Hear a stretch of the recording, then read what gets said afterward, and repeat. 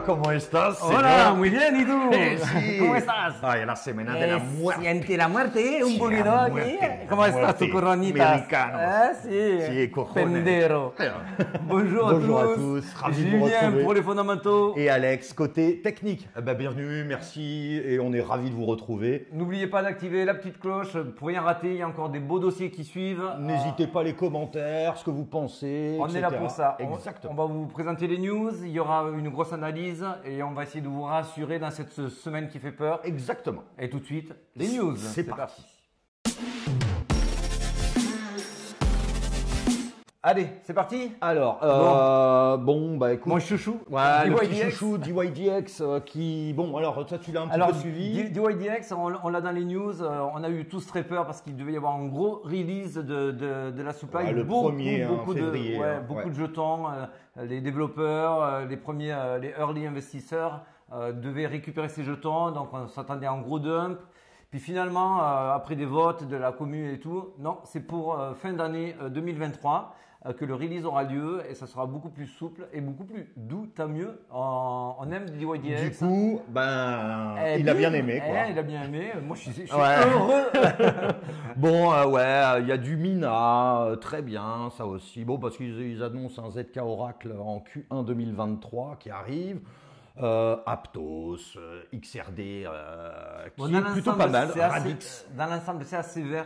On voit que le rouge que vous voyez là, pas de panique, c'est beaucoup des ajustements, des retracements. Voilà, parce que ça a été 3 semaines de vert quand même, ça a beaucoup profité. Dans les autres news, on va passer assez vite. Il n'y a pas eu de très très grosses news. On a eu notre ami Sam Bankman-Fried qui a encore fait parler de lui. Moi, j'en peux plus. On lui demande maintenant de ne plus utiliser les messageries. Oui, il utilisait Signal. Ouais. Il disait mais c'est pour le bien de tous. C'est pour le bien de tous, c'est pour ça que j'utilise Signal quand même, au cas où. Donc voilà, on va pas vous bassiner encore avec lui. Il a été pris la main dans le sac en train d'envoyer des messages. C'est quand il est sous contrôle, on n'est pas censé faire ça. Le juge lui a rappelé, il risque d'avoir des restrictions. Bon, je sens que c'est pas fini, on n'a pas fini d'en entendre parler. Une autre société Modulo Capital qui aurait reçu 400 millions de dollars, elle n'est pas active. Alors bon, ça c'est aussi problématique. Je ne sais pas pourquoi c'est venu sur cette société. Voilà, entre autres, les petites news. Amazon, vite fait. Amazon qui lui veut lancer une initiative dans les NFT et dans les jeux. Voilà, grosso modo. Bon, on va attaquer le dur du sujet. Le dur du sujet. Allez, l'analyse de Bitcoin. L'analyse de Bitcoin, c'est parti. Alors, on va vous rassurer, c'est normal ce qui se passe en ce moment sur les marchés. Tout le monde s'est dit waouh, ça y est, la fusée est lancée. On va pas vous cacher, on avait une autre affiche qui était prévue avec une belle fusée. On savait juste qu'il allait y avoir une respiration. On va vous expliquer pourquoi cette respiration elle était visible. Et donc, on a tablé sur la semaine de la muerte. Voilà. Parce que cette semaine-là tombe à point nommé pour notre scénario. Parce que le scénario, si on est dans la phase que l'on pense être, à savoir que les investisseurs arrivent, les institutionnels arrivent. Les institutionnels, alors que les investisseurs avisés sont déjà rentrés. Ouais. Donc ça, on va vous expliquer rapidement. Pour ce qu'il en est aujourd'hui de la tendance générale. La tendance générale, là, je vous ai sorti, c'est très puissant. Je le fais rarement utiliser des données sur des momentum parce que les momentum sont souvent une image figée, fixe d'un instant T. C'est une photo qui peut révéler des choses mais qui nécessite d'être recoupée. Là, ce que je vous présente là, c'est tout autre. C'est les bandes Bollinger exposées au MACD. Pourquoi je vous en parle? Parce que là, ça vous sort vraiment l'essentiel de la donnée et je vous l'ai mis en 2 semaines. Là, chaque bougie représente 2 semaines. Ça veut dire qu'en fait, quand on commence à voir un mouvement sur ce momentum se dessiner, il ne peut pas s'arrêter demain après-demain. C'est un mouvement qui est lancé sur plusieurs semaines. C'est pour ça que pour moi, c'est très intéressant. On vous a dit qu'il y avait le H-Ribbon qui nous donnait des journées vertes à suivre. On a vu qu'il y avait pas mal d'indices qui croisaient à la hausse, donc très bien. Et c'est pour ça qu'aujourd'hui, là, je vous présente cela. Alors là, on peut dire que plus on prend on va dire des unités de temps très larges, plus c'est puissant. Hein, exactement.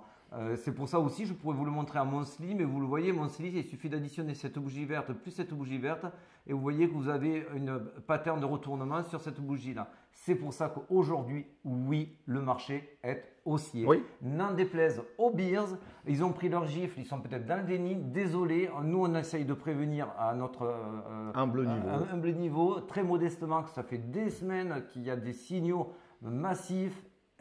Ça clignotait quand même depuis longtemps. On a essayé de vous prévenir au mieux. Ceux qui ont suivi, tant mieux s'il y a des profits.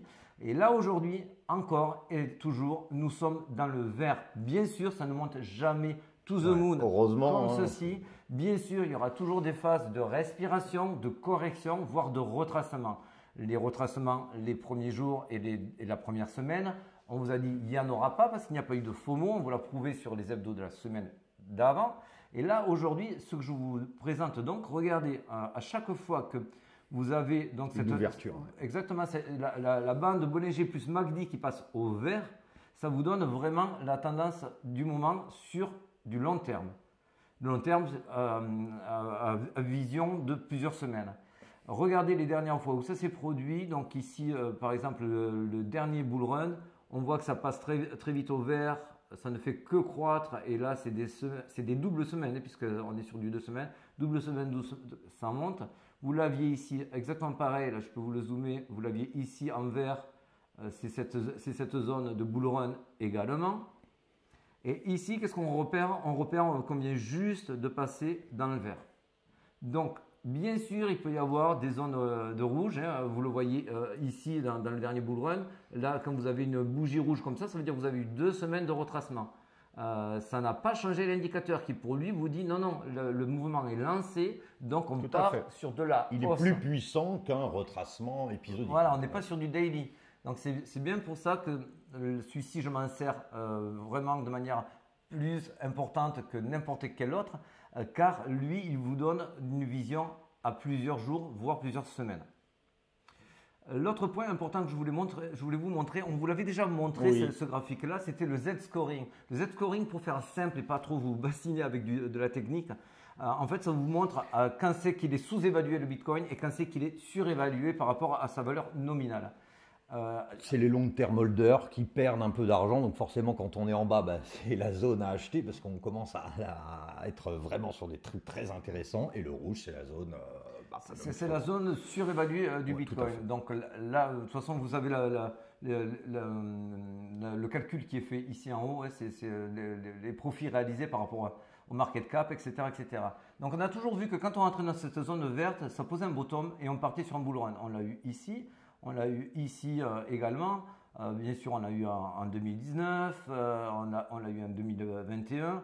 Là on y est rentré, c'est pour ça que ça nous a servi il y a quelques semaines, voire il y a 2 mois, pour vous dire est-ce qu'on n'est pas sur le bottom sur notre idée principale, oui bien sûr. Pourquoi je vous le ressors maintenant? Parce qu'en fait quand on sort de cette zone, je dis bien quand on sort de cette zone, donc ici, ici et ici, à chaque fois on part sur du rallye à minima, bull run dans le meilleur des cas. Là, on a clairement commencé à sortir de cette zone-là. Donc, pour nous, cela confirme encore une fois que nous sommes sur une période haussière. Voilà, on ne peut pas savoir l'avenir, mais le croisement de plusieurs données fait que ça renforce le sentiment que nous avons. Exactement. Ce graphique-là, je ne vous l'aurais pas sorti à l'unité. À chaque fois qu'on a des indices qui fonctionnent sur 3-4 modèles, ce n'est pas suffisant. En tant qu'ancien statisticien, il faut recouper les données. C'est pour ça que je vous ai mis le momentum juste avant qu'on vous a présenté. Et c'est pour ça aussi qu'on l'intègre par rapport à un scénario de base, un narratif de base qui était, c'est les whales qui ont initié le mouvement à 17 000. On vous l'a montré, on vous le remontre encore aujourd'hui. Ici, on est à 17 000, c'était il y a 3 semaines. Les retails sont dans le déni, ils vendent, les whales achètent. Donc là, pour faire rapide, c'est les 0 à 100 000 en orange et les 1 million à 10 millions en bleu. On voit que… Qu'est-ce qu'on a vu? Mais qu'est-ce qui s'est passé l'open là? interest a très peu monté au début. C'est pour ça que ce n'était pas du FOMO. C'est pour ça que ça n'avait pas besoin de retracer. C'est pour ça que jusqu'à il y a encore quelques jours, on vous dit qu'il n'y a pas besoin de retracement. Qu'est-ce qui s'est passé maintenant? Bon, là, vous connaissez la suite. Ça monte, ça monte, ça monte, ça monte. On arrive maintenant à hier. C'est très important. Hier, là, changement. Les retails se disent « Ah, bon, c'est peut-être la hausse. » Donc ça achète massivement, ça achète avec beaucoup de levier. Donc il peut y avoir du long et du short, attention. Mais trop de levier. Trop de levier. Trop de levier. On nettoie. Donc du coup, les whales nettoient. On voit ici que ça chute fortement ces dernières heures, alors qu'ici ça continue à acheter. Et on voit le balayage de l'open interest. L'open interest, c'est ce qui vous témoigne de l'importance de l'utilisation des leviers. Voilà, tout à fait. Soit on achète en spot, donc comme tout le monde, on met sa carte bleue et on achète du Bitcoin, un Bitcoin par exemple. Ou alors on utilise levier x5, x10, ce sont des contrats. Alors moi, ce scénario, il me fait penser à deux choses. Donc la première, on a vu les investisseurs avisés, on vous l'a montré juste avant, les whales qui ont acheté massivement dès les 17 000. On se retrouve ici, on a eu donc la phase de décollage. Là, on a une semaine mouvementée, tu vas nous en parler dans quelques instants, qui va amener énormément de volatilité. Donc, soyez pas surpris, on peut voir des plus 1500, 1500, moins 1000, moins 1500. Pour moi, cette fenêtre, elle est idéale. Attention, ce n'est que mon scénario. Je vais vous présenter d'autres scénarios possibles.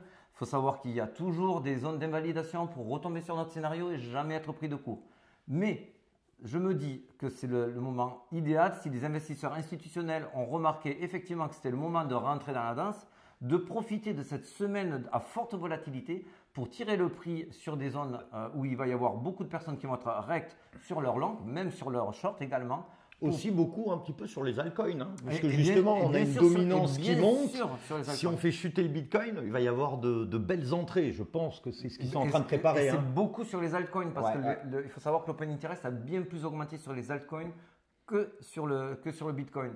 Et aujourd'hui, ils veulent balayer cela parce que les institutionnels et surtout les investisseurs, s'ils rentrent, ils veulent rentrer, mais ils veulent être early. Ils ne veulent pas faire gagner ceux qui étaient là avant. Donc, ils vont essayer de les nettoyer. Ça ne sera pas des gros nettoyages, on ne s'attend pas à du 20 000, mais on se dit qu'ils peuvent profiter pour nous faire un petit piège baissier. Et du coup, cette semaine peut fluctuer entre 22 000 et 24 000. D'ailleurs, ça serait le meilleur moment potentiellement pour faire justement cette petite modification, ce shift. Exactement. Parce qu'il y a tellement de nouvelles, on se dit si je ne le tente pas maintenant, je ne la tenterai jamais, quoi. Exactement. Moi, c'est pour ça qu'on ne sait pas. Hein, c'est pour ça que je vous ai mis ce graphique en 4 heures. On était sur un canal haussier que j'ai présenté sur Twitter. D'ailleurs, je vous invite à nous rejoindre sur Twitter. Vous avez des données quasiment journalières, bien plus précises.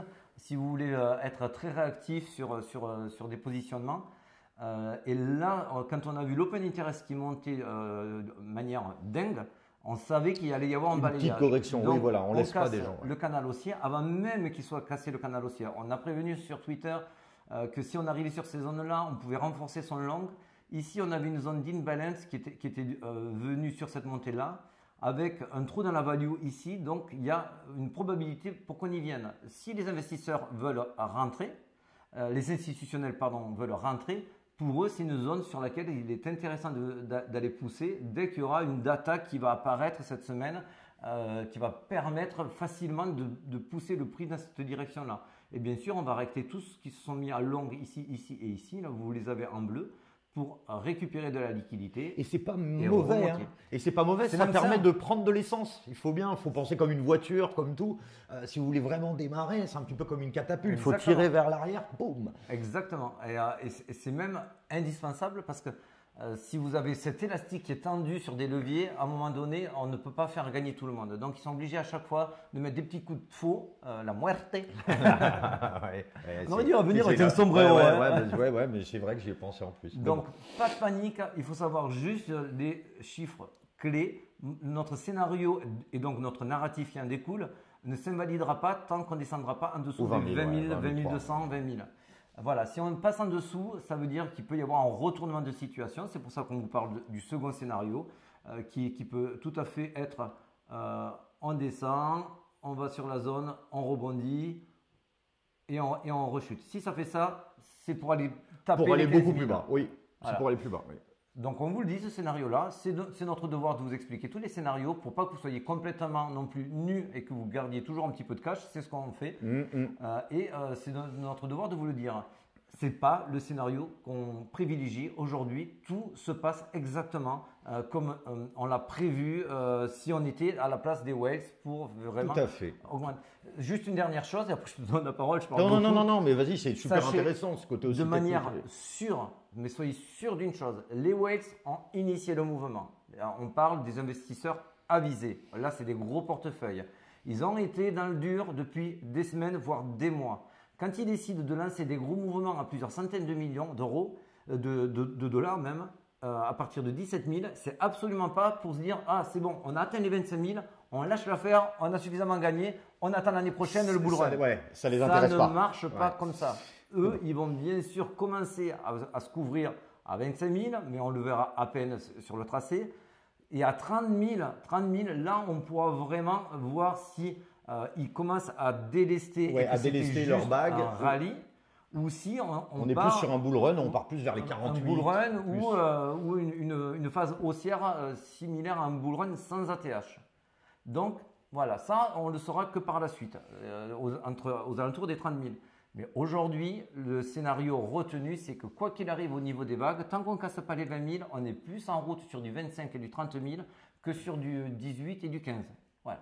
Ça, c'est vrai, tout à fait. Et je te passe la main pour les fondamentaux. Aïe, aïe, aïe, la muerte. La muerte, oui, voilà, c'est pour ça qu'on en a beaucoup discuté. Bon, moi, je fais pas mal aussi investir en actions. C'est vrai alors déjà, il y a beaucoup de résultats de sociétés. Donc, les earnings de cette semaine sont ultra importants. On a Meta. Explique. Alors, les earnings, c'est les bénéfices. Voilà, les bénéfices, chiffre d'affaires, dividendes, etc. On a Meta, le résultat est pas très bon. C'est pour ça qu'on en a discuté un petit peu. Apple. C'est pas forcément si bon. On voit que le chiffre d'affaires, il serait normalement en baisse selon les analyses de moins 5%. Bon, à terme, 4% sur un an en augmentation prévisionnelle. On a Apple. Alors Apple, le grand souci, c'est qu'il fait des toutes petites variations. C'est quand même celui qui tient le S&P 500. Une croissance attendue de 2% maximum. Pas fou, j'espère qu'on va bien y tomber dessus. Et surtout, on a la baisse en effet de la vente de smartphones en Chine de plus de 13%. Ça, c'est pas bon pour notre ami Apple. Bon, pour les GAFAM, voilà, pour résumer, Amazon plus 6 attendu, Alphabet plus 5, etc. Donc voilà, donc ça, grosso modo, ça on va dire c'est des actions, c'est ultra important parce que c'est ce qui va dépendre du Bitcoin. Enfin, grosso modo, en principal aussi. Alors le 1er février, on a notre ami du FOMC. On a Jerome Powell qui va s'adresser pour son fameux discours sur les taux directeurs. Donc on a le consensus prévoit, bon là maintenant c'est quasiment acté, 98% à plus 25 points. Donc c'est plutôt, on va dire, léger. Le consensus, on vous le dit, nous on se mouille, on pense qu'on sera dans ce consensus-là. En revanche, on sait que le discours de Powell, si derrière il dit bon, on met 0,25, mais attendez-vous au pire, ça va faire chuter les marchés. Exactement, le discours est bien plus important que réellement le chiffre. Ça, il faut en être conscient. Alors bien sûr, on va arriver à un moment sur un plateau, on voit que ça a réduit de plus en plus, etc. On voit aussi qu'on a notre amie Lagarde qui, elle aussi, va discuter des taux directeurs le 2 février. Donc 1er février, ne l'oubliez pas, FOMC, le CPI aux États-Unis, en Europe, pardon, sur la zone euro, c'est-à-dire l'inflation, elle est attendue un petit peu meilleure, on va dire, à 9,10. VS 9,20, mais c'est surtout tout ce qui va arriver, c'est inscription chômage le 2 février, c'est l'indice PMI manufacturier, grosso modo, c'est l'indice des directeurs d'achat, est-ce que ça marche bien, les fournitures, les fournisseurs, les productions, alors, etc. Donc tous ces résultats-là, tout ça font que… Est-ce que c'est la muerte? C'est pas très bon. Ils sont pas très bons, c'est-à-dire que grosso modo, on a plus de gens qui vont arriver de manière hebdomadaire au chômage, ce qui est attendu, un taux de chômage qui augmente légèrement. Bon, tout ça, on va dire que c'est pas forcément bien, mais c'est pas non plus. C'est pas catastrophique. C'est pas catastrophique. C'est là où on voulait en venir. C'est pas pour me mettre en contradiction avec toi, parce que je suis d'accord sur les chiffres. Mais si la tendance est haussière, les chiffres n'auront une incidence que au pire quotidienne. Il y aura un impact sur la journée, il y aura un impact sur la semaine.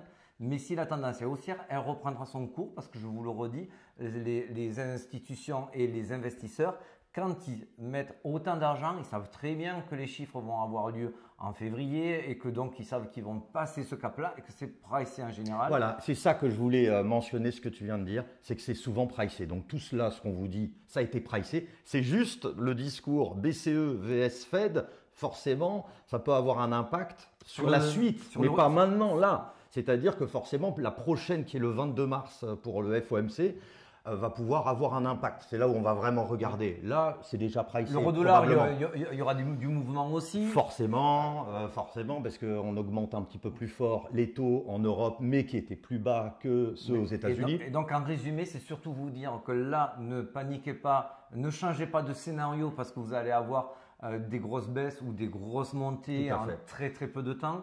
Vous allez sinon faire des yo-yo émotionnels et vous n'avez pas fini de changer El Caleçon. Rassurez-vous, c'est normal et c'est même sain. Les mains faibles vont vraiment perdre de l'argent et les mains costauds qui savent où elles vont et qui ont un scénario établi dans leur tête resteront froides et c'est ce qu'on vous conseille également. Restez froid, suivez-nous et tout se passera bien. Gracias, amigos. C'est un placer, amigo. Amigo. Adios. Adios, amigos. Allez, à très vite. Merci, au revoir. À très vite.